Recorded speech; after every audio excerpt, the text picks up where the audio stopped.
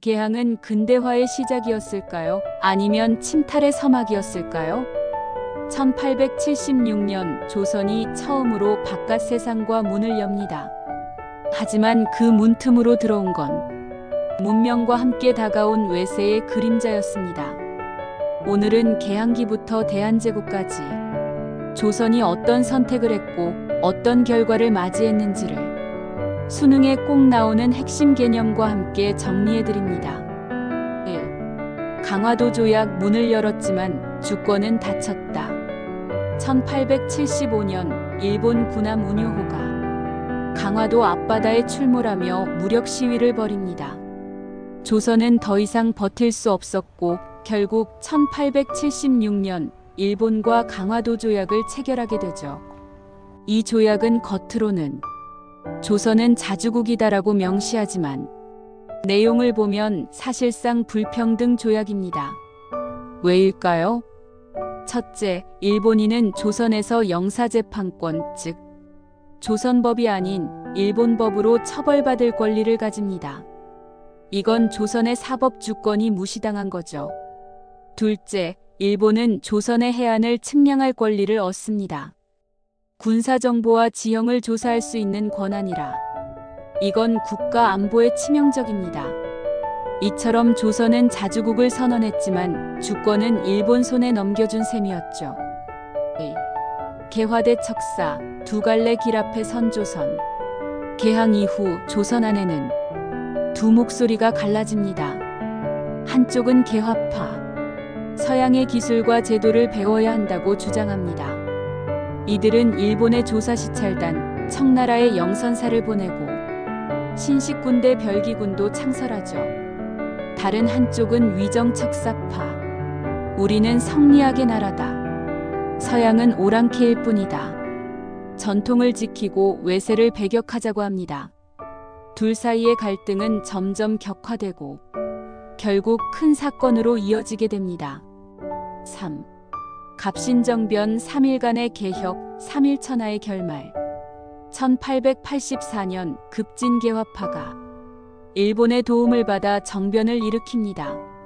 이들은 왕실을 장악하고 근대 국가를 세우려 했죠. 하지만 3일 만에 청나라 군대가 개입하며 모든 것이 무너집니다. 그래서 이 사건을 3.1천하라고 부르죠.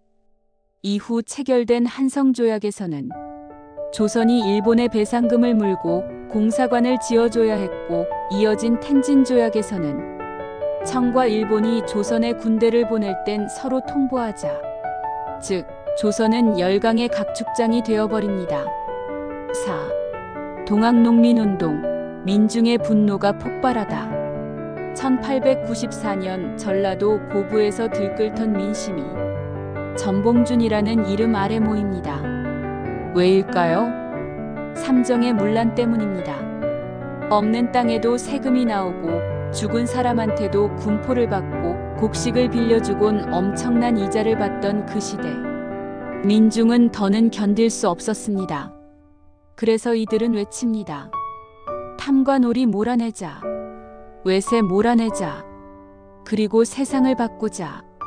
농민군은 패정개혁안 12조를 내놓습니다. 노비문서 없애자. 무명세 없애자. 토지를 골고루 나누자. 하지만 정부가 청해 지원을 요청하자 일본도 군대를 보내며 청일전쟁이 발발하고 결국 농민군은 일본군에 의해 진압됩니다. 전봉준은 처형됐지만 민중의 절규는 근대개혁이라는 열매를 남깁니다. 5. 갑오개혁, 첫 번째 근대화의 몸짓. 청일전쟁에서 승리한 일본은 개화파와 손잡고 조선의 개혁을 요구합니다. 그게 바로 갑오개혁입니다.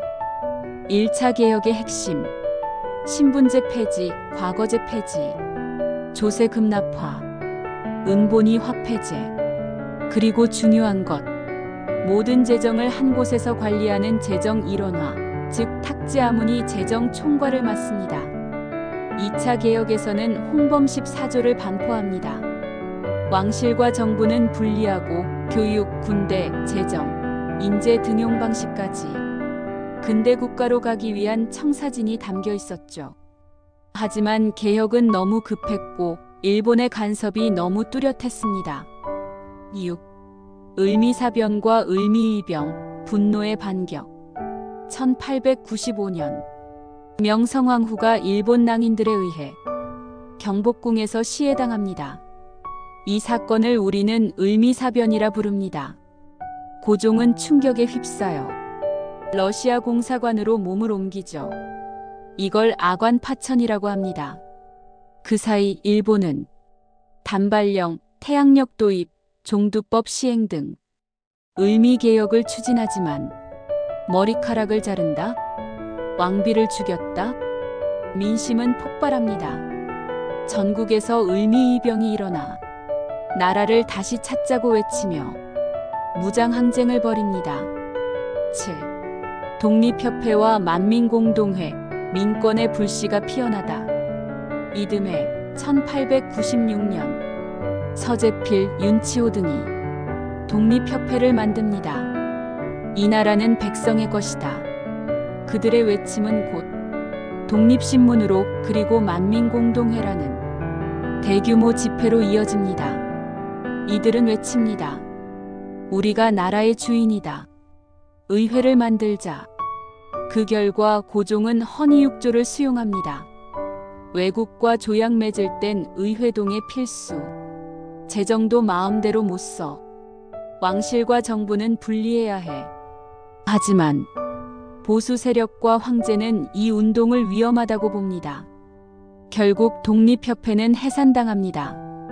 8. 대한제국 수립과 광무개혁, 다시 자주를 외치다. 1897년 고종은 황제에 즉위하고 대한제국을 선포합니다. 우리는 청의 속국이 아니다.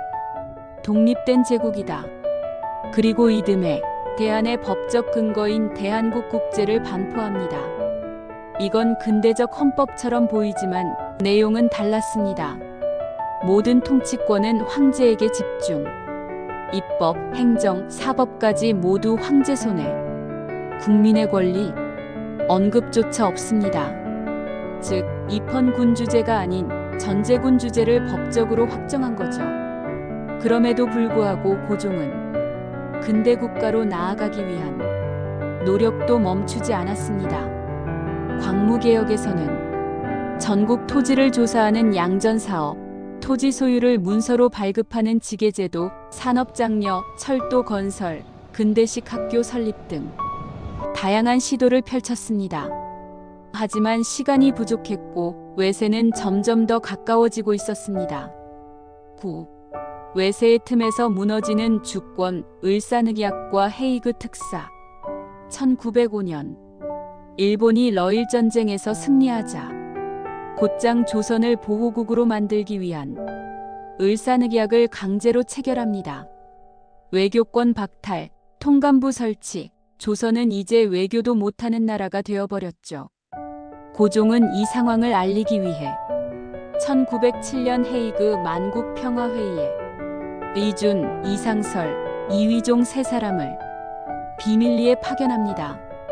하지만 일본은 이들의 입장을 막아버립니다. 회의 참석조차 거부당했죠. 결국 일본은 이 일을 빌미로 고종을 강제로 퇴위시키고 순종이 즉위하게 됩니다. 마무리 정리 수능 포인트.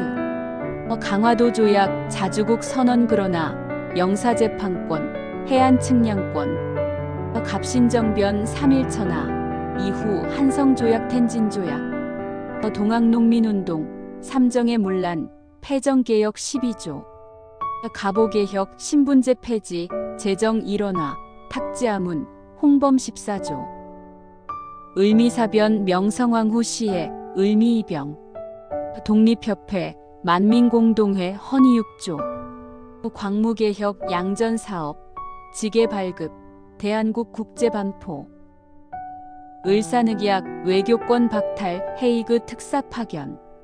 시사점. 문을 연다는 건 단순한 변화가 아닙니다.